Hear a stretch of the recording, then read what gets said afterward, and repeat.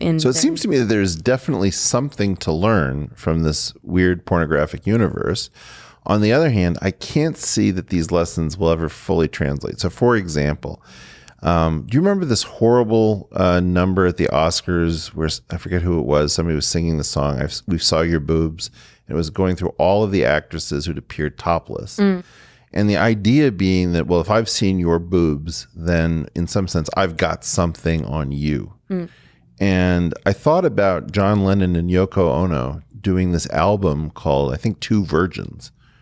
And they're appearing naked on the album. So like, let's get it over with. So now you've all seen us, and now you don't have any power over us anymore because it's done. Do you think that there's something like that at some level there's this revelation that you have your privacy up until a certain point, and then when you've given up your privacy, in exchange somehow you get a comfort with self? Yes, 100%.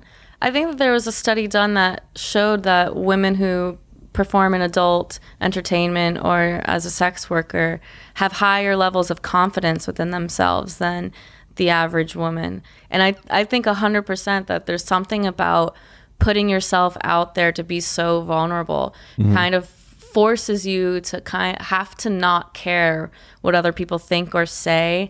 And I think that there's also, as much as you get these negative statements, there's still so much glorification in that. There's still so many people who are applauding you for doing what you do. Like, I look like a normal girl, an average girl who's probably going to college or has some sort of basic job. And when I go to the store and I'm at Target, I'm a very social person. I make small talk with anyone.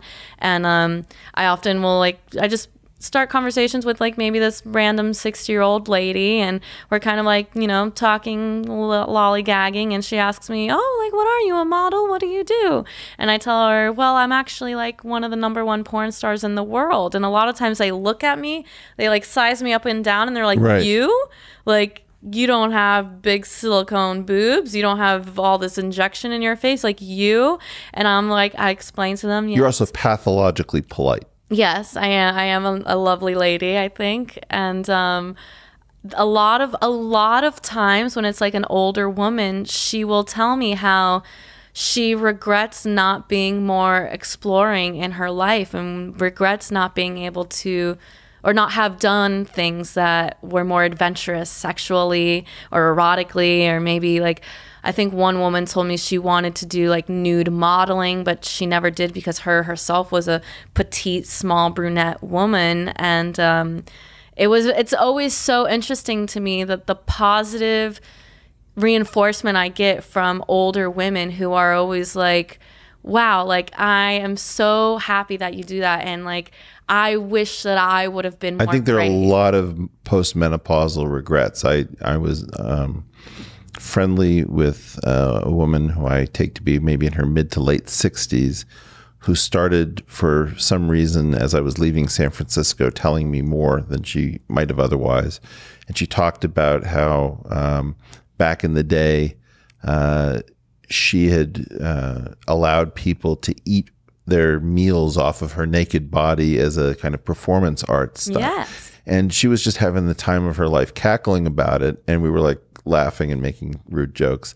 And I thought about the way in which maybe the part of the problem is that men really need women in general in the civilian world to be much more simple in terms of their sexuality. That you want to imagine your mother and your grandmother typically as somehow bringing forth life with, not multiple lovers and not having much of a history, and that somehow I wonder whether it's male needs for an idealized concept of woman that make this pressure lifelong, and that postmenopausally many women just say, well, what did I do? I gave up so much of myself.